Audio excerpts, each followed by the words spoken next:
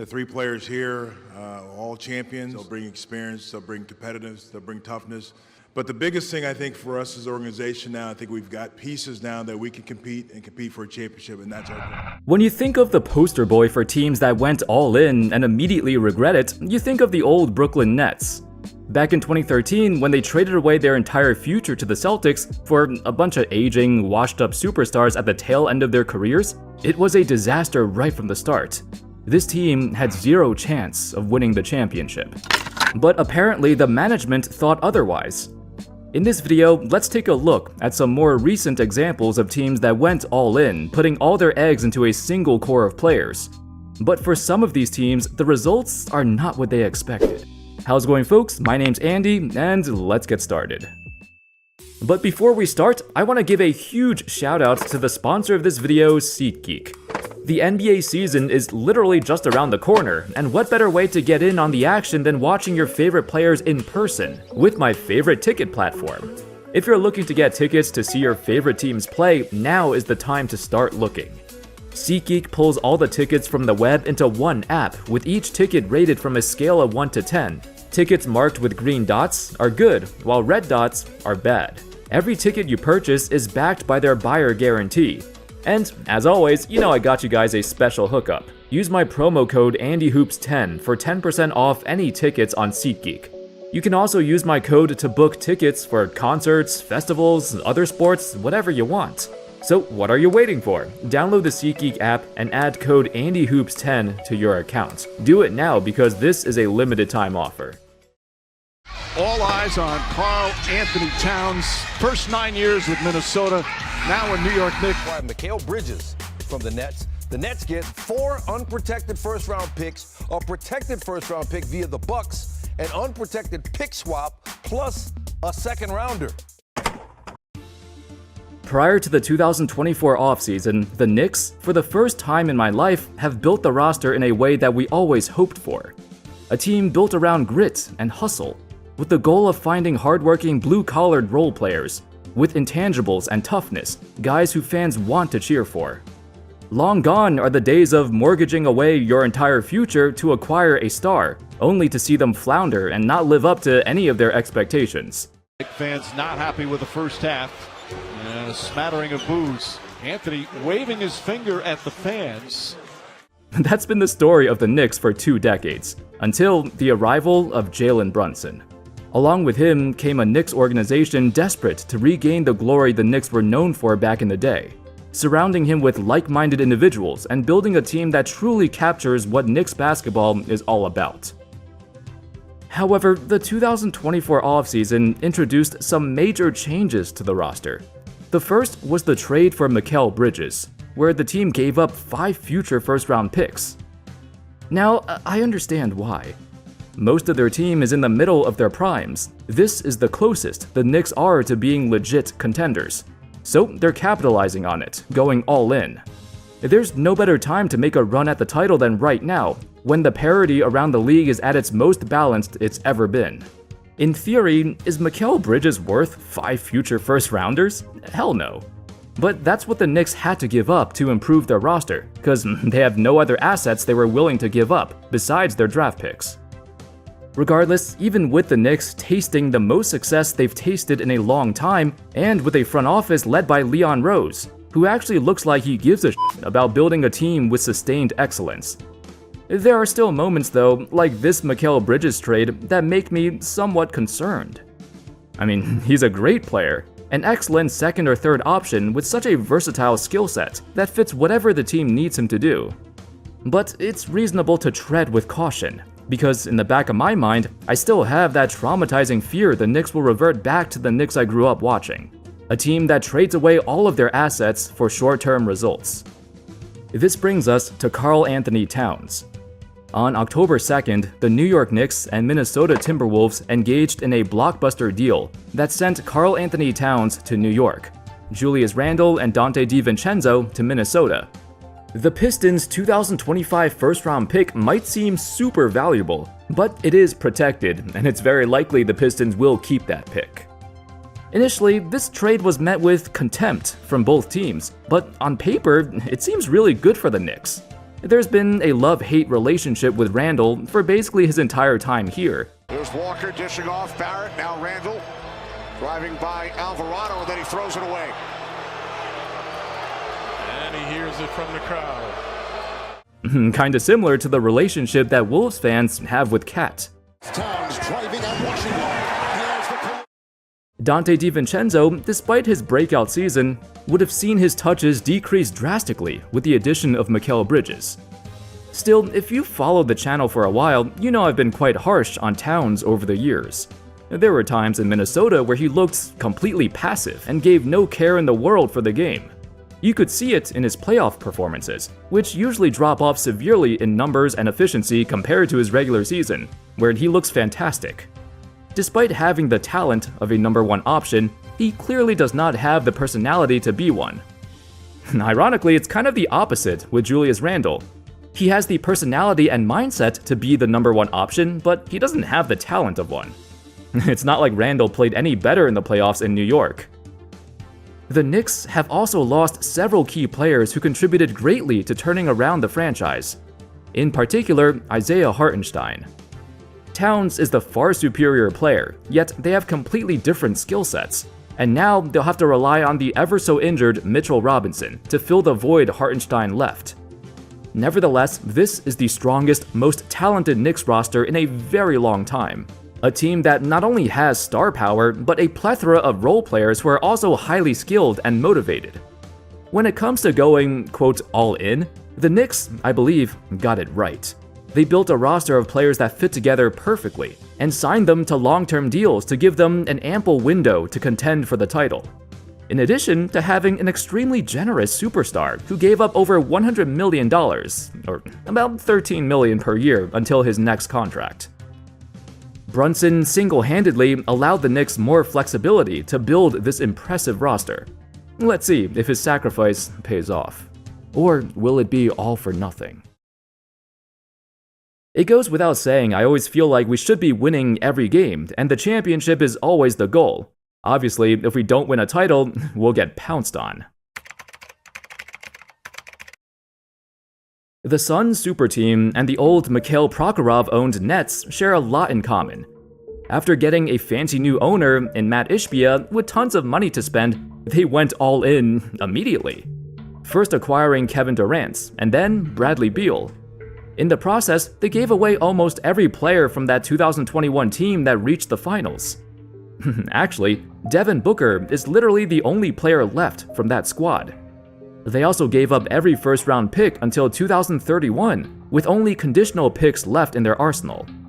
In the 2024-25 season, they're $93 million over the salary cap, with no chance to improve their roster unless they make some miraculous trades, or find some way to get rid of Bradley Beal's contract. Good luck with that. However, the main difference between the Suns and Knicks going all in is that the Suns have yet to show any potential in this current core of players. This trio of Booker, Durant, and Beal isn't bad by any stretch. When these three are on the floor together, they registered a plus 6.7 net rating. Not bad, but for example, Jokic and Murray had a net rating of plus 15.4 when playing together. I mean, Kevin Durant by himself recorded a plus 6.7 net rating with Booker and Beal on the bench, which goes to show that offensively, they don't elevate each other, and it's more of, let's take turns doing our own thing kind of deal. However, the issue comes when you look at the players surrounding them. They may have two of the best scorers in the league, but also a supporting cast that's nowhere near good enough to be a true contender.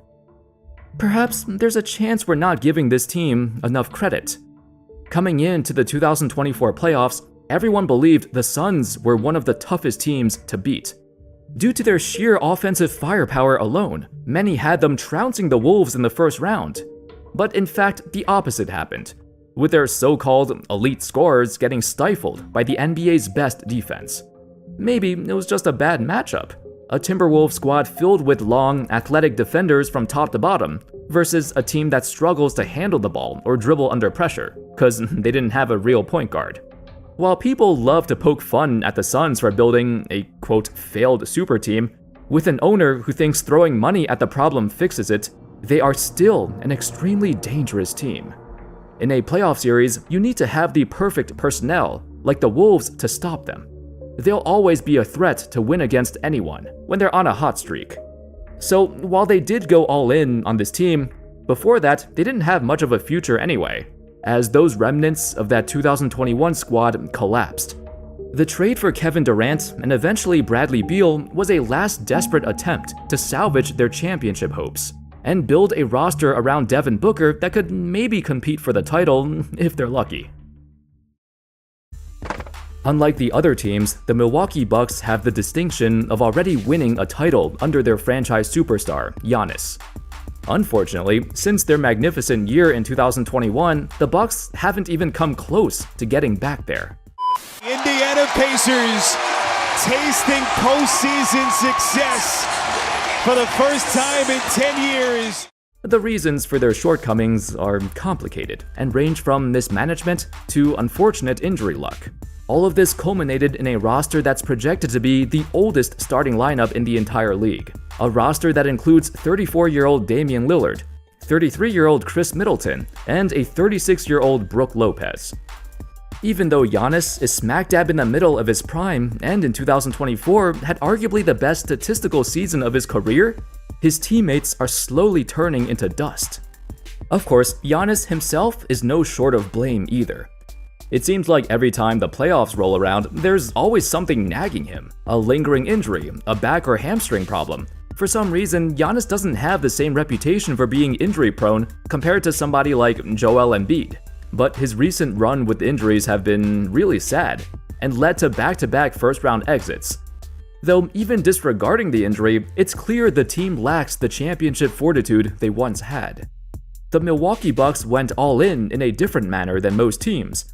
Because they found success by winning the title, they tried milking the same roster, the same core of players for several years.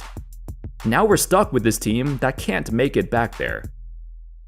The acquisition of Damian Lillard had been polarizing. The Bucks, typically known for their defensive tenacity which built the foundation of their success, now found themselves going from the 4th-ranked defense to 19th.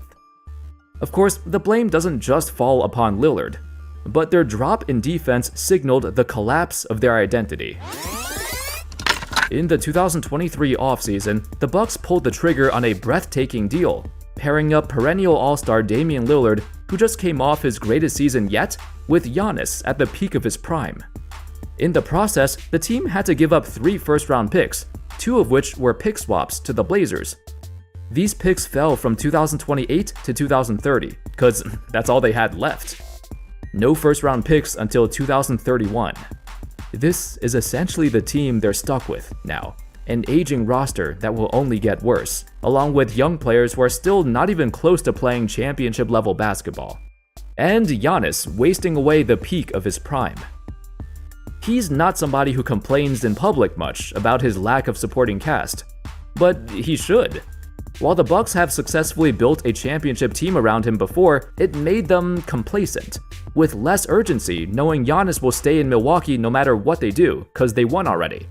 Or will he? In an interview, Giannis once said, "The moment I feel like people are complacent and they're okay, I cannot reach my full potential. I want to win, and if there's a better situation for me to win the Larry O'Brien, I have to take that better situation." Let's see if it reaches a tipping point in Milwaukee, and eventually their lack of a long-term solution will eventually lead to the departure of Giannis. In the 2024 offseason, Paul George, an unrestricted free agent, signed a 4-year, $212 million max contract with the Sixers. In his podcast, he mentioned that if he were to stay in LA, he wanted the same deal Kawhi got, which was 3 years, $150 million, but also a no-trade clause on top of that. Yeah, that was a no. The Clippers were already hesitant to re-sign George, but he wanted a no-trade clause too? No way. They were smart in rejecting this proposal. But the real problem came way before that. The Clippers' first offer was apparently a 2-year, $60 million deal, which he felt was extremely disrespectful. I agree with him. If Kawhi gets 3 years, $150 million after being injured for like 4 straight years, Why in the world does George deserve less than that?